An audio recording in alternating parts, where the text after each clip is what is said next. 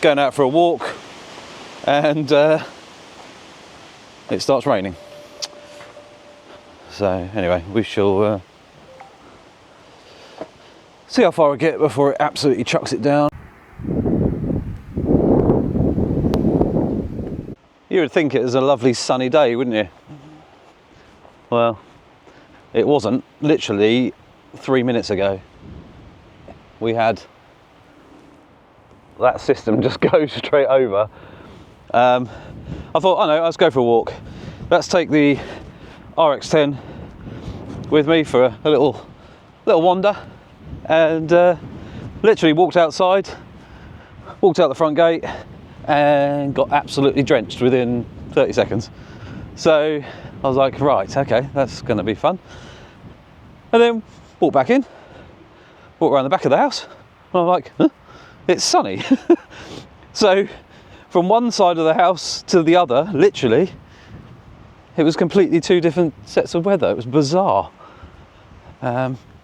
It's very windy. You're talking, I don't know, 30 to, yeah, definitely 30 to 40 mile an hour gusts. And yeah. So anyway, let's have a little wander down to these woods down here and have a look, see if we can find anything interesting. So I got the RX-10 with me, and then we'll go back up to the bird feeders, and then basically just have a look, see what we can catch with the RX-10. So I met Joe down at Feathers, the shop. So if you've seen the previous episode of the Birds in the Garden kind of series that I've sort of started, it's not really a series, but it's just videos of. I popped down there, met Joe, and started talking about birds and stuff like that, and he recognised that I had a RX-10, and he is in the same agreement how unbelievable the camera is, but it's just a shame that we don't have a new version of. But it still works great, doesn't it, at the end of the day? And as we know, yeah, it's nice to have new tech and everything, but at the same time, if you know your kit, you're still going to get the shots, or most of them anyway. And obviously, speed is key to capturing wildlife, because they are there 1 second and gone the next, a lot of the time. So yeah, it's, you know, the RX-10 is still quick. Obviously, we know that the autofocus system is not as intelligent as the brand new stuff out there, or the newer stuff. But hey ho, it's an 8-year-old camera. But anyway, enough of that rubbish. Let's see what we can get. I did get the, there was a kite flying around over the other side of the road in the rain, going absolutely loopy. He was loving life. But what's down here? Nothing really at the moment, by the looks of it. As you might have seen in the videos at some point, there was a horse. They've got fly masks on, so they look like they're going to battle. Ponies. Is this a mushroom? If so, it's a big one. Oh, it's been blown down, look at that.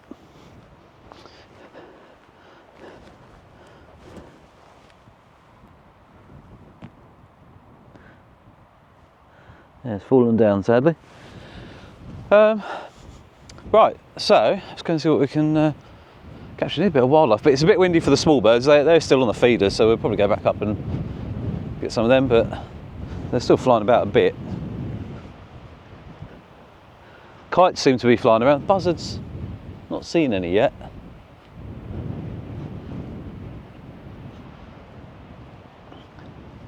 See, I did put bird feeders down here a couple of years ago, but the only downside is you've got nowhere really to hide.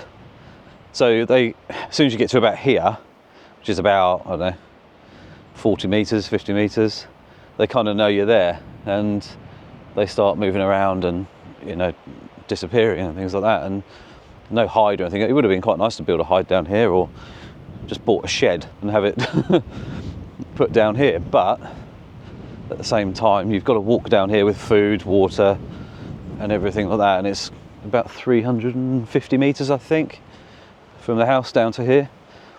So yeah, it's a bit of a trip. There is a bird just going from, it's just jumped down from that branch there down to the ground. So there are some birdies down here.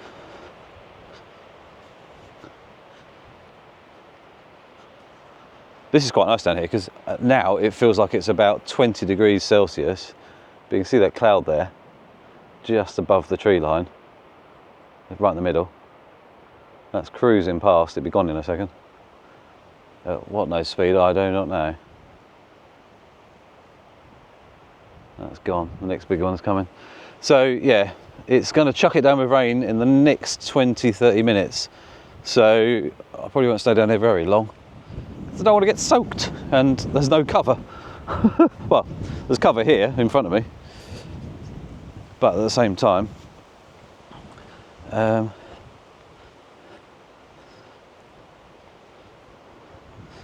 isn't.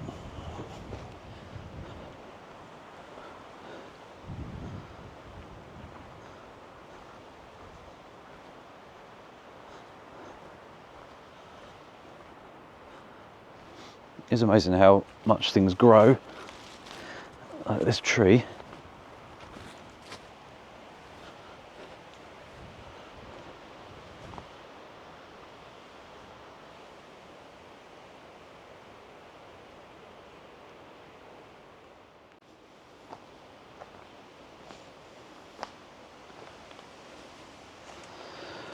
I think originally that was some kind of electric fencing stuff. I'm not sure, but check this tree out.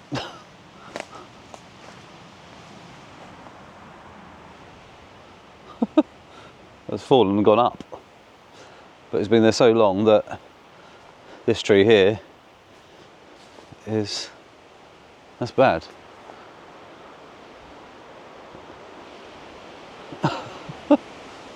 How bizarre.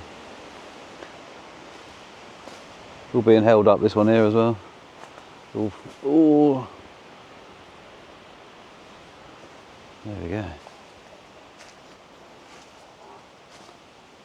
There's a crow. But we're in a woodland like this, and obviously RX10 is fabulous for doing loads and loads and loads of different types of photography, because it's such a usable bit of kit that, you know, we can do some quite close-up stuff of tree bark or bugs and stuff like that, but also we've got information, you know, interesting colours and stuff like that on the ground, which are like leaves that are fallen down from the trees now. It's starting to head into autumn, as you can see here if I turn the camera back round. We've got some colour going on, so, you know, and a low shot like that looks quite cool with that tree. You don't have to do or go very far to photograph interesting stuff, and the fact is that you can make things look interesting to someone else by going low to the ground or close in on something. You know, utilising your apertures correctly helps big time, giving enough depth into your image but shallow enough that you can separate it from the the background and the foreground sometimes. But you know, it's crazy stuff like this. How long did that branch take to go from there? Obviously it's grown out of here, gone along. To me it looks like two, yeah, I think that was two branches that have welded themselves together into there. It's crazy. Nature is a wonderful thing.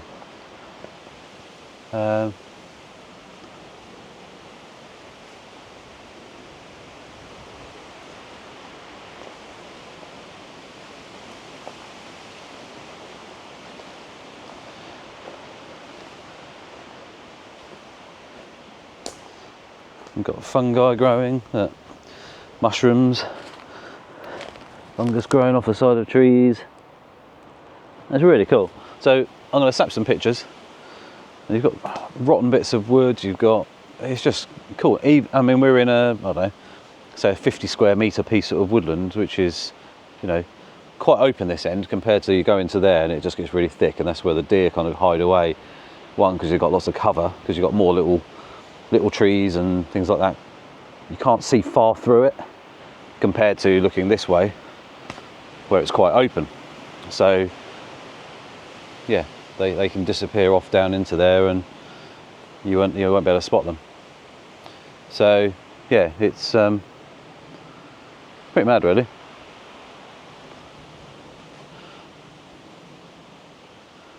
So this bit of wood here, up to this, well, the old fence here, fence line, is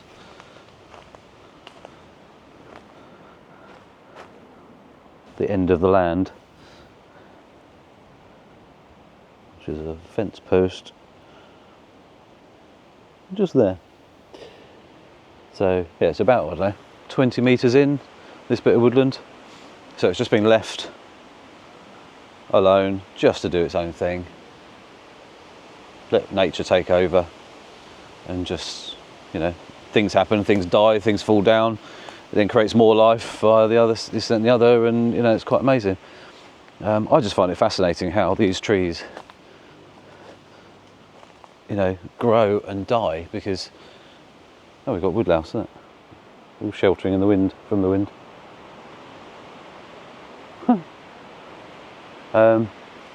But yeah, you've got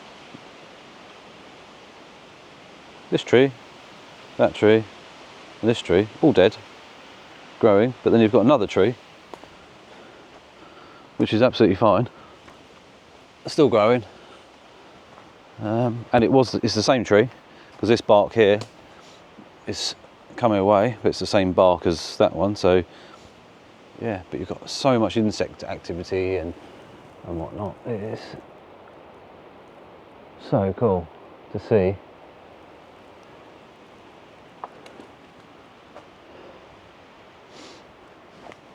But we're going to snap some shots. We've got some lovely light coming down through here as well, as you can see there.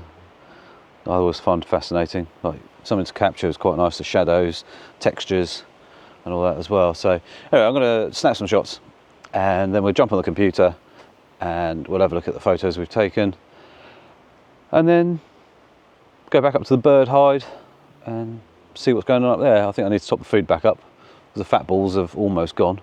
Peanuts are not too bad, but there we go. Anyway, right, I'm going to snap away. I'll see you shortly. So I love this sort of stuff. Well, we've got the light casting down through the trees there, and as you can see the light flickering with the way the branches are moving and the leaves are casting. The goes completely gone by a cloud, I'd imagine. The sun was casting down through there. So yeah, now we've lost the light, which sucks. So either I'm going to get wet very soon, or not. But now we have to up our ISOs to give us more interest, but at the same time we don't have the lovely light. There we go, let's come back now with that. It's gone again. That's one reason I don't really shoot auto ISO, which is what I'm on now. So I'm shooting auto ISO. You can see, yeah, it still looks quite nice. The lighting does look okay, but if we drop it down to 100, it just looks so much nicer if you're controlling the whole situation yourself. Yeah, sometimes it's out of your own control because the light's changing so much that actually, you know, using auto ISO generally can be quite useful, but generally I prefer to shoot fully manual, and I'm getting exactly what I am looking for to my personal thoughts. And obviously a camera, doesn't matter how clever the camera is, can't integrate with your brain. So what I'm trying to obtain versus what the camera sees and is guessing that you might like might be completely different. So that's one reason why I generally shoot fully manual and capture exactly what I want.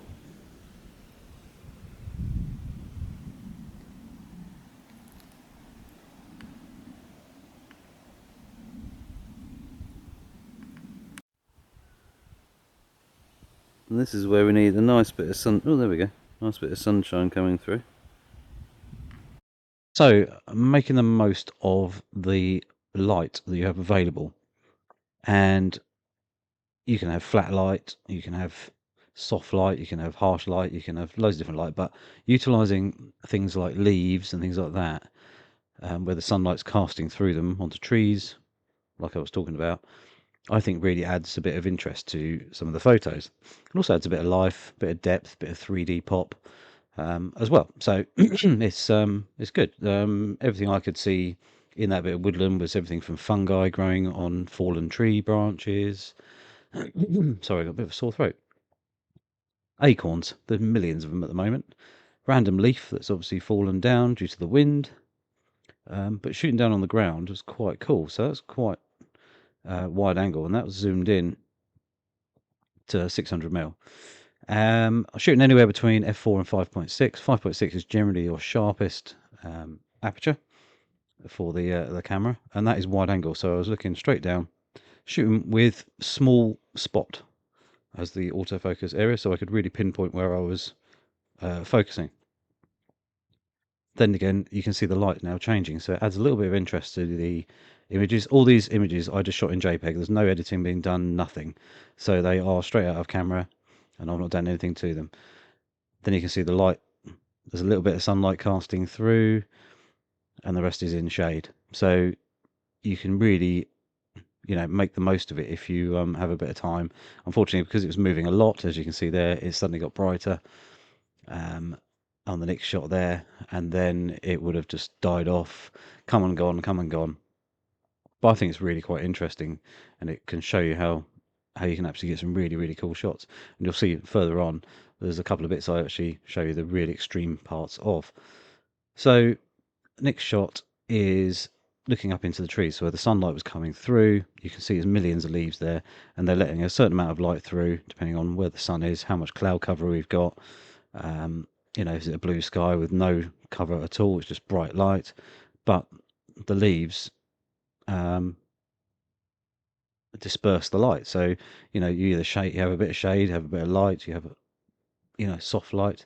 And then I started messing around. I thought I'll go f16, ISO 100, and take my shutter speeds down to around about a quarter of a second to half a second. I just looked up in the air and I spun around about 3 times before I was about to fall over.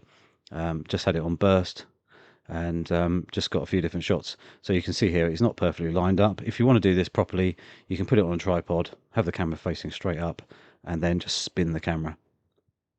You can spin the camera around and you'll get a perfect circle, so you can actually have it done properly. Like me, that's the best attempt I did there. Yeah, so not perfect, but it's a bit of fun, a little bit different, and no editing needed. So you can just have a bit of interest of colour.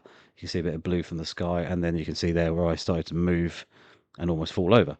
So that's the movement forwards. As I step forwards is the line change, but again it looks quite interesting. We then had this random bit of tree here. There's a spider web in there as well, which was kind of cool.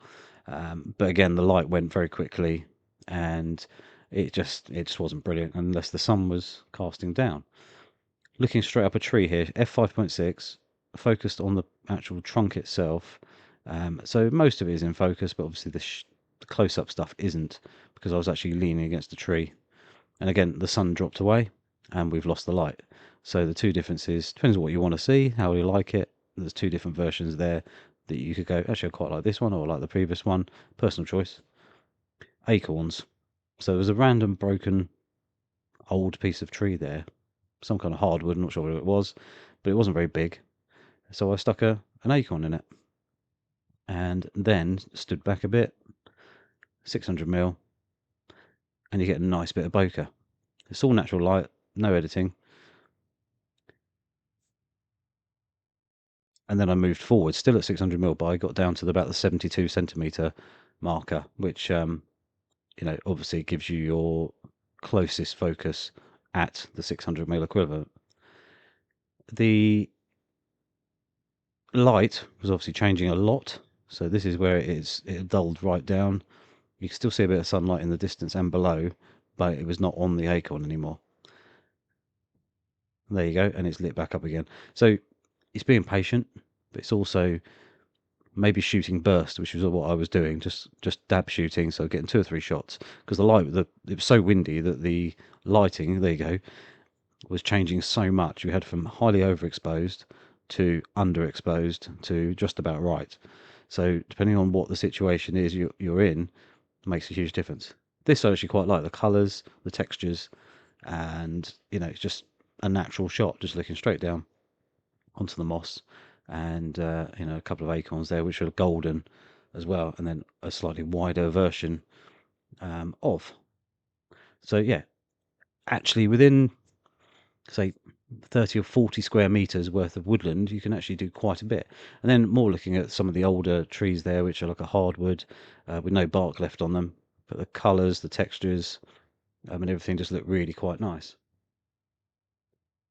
And then looking at that one there, which is an old oak tree, just like the shadows and the light coming round, even though we're shooting into the shade, but we've got light casting through.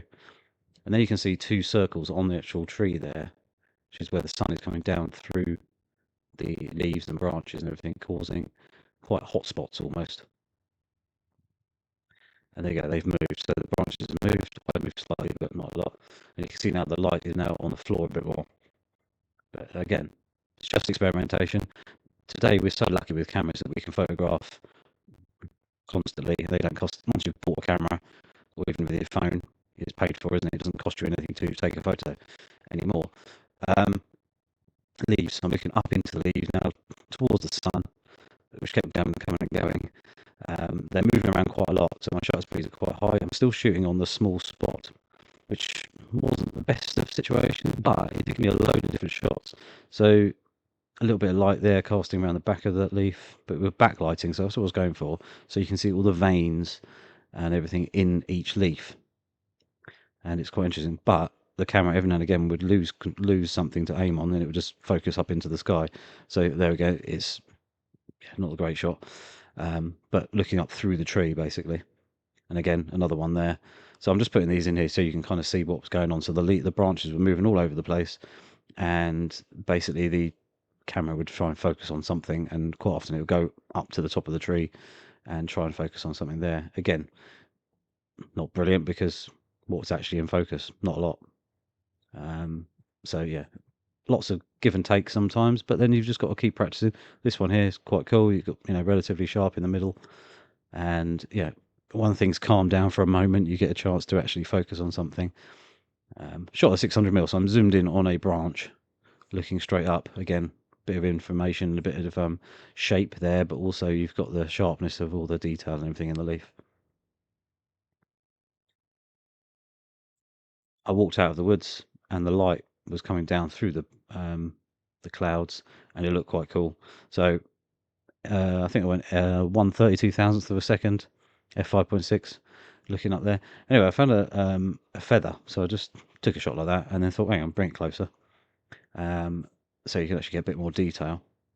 It's obviously brilliant with the RX10. You can, at wide angle 24mm, you can focus right up to the front of the sun hood or the sunshade, which is really, really useful in a lot of situations.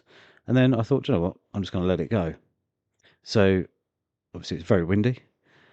I wasn't on tracking, I was just on autofocus, continuous autofocus. So when I let go of the actual feather, like you can see there, it's focused on my hand, obviously. But then I moved my hand out of the way, I think.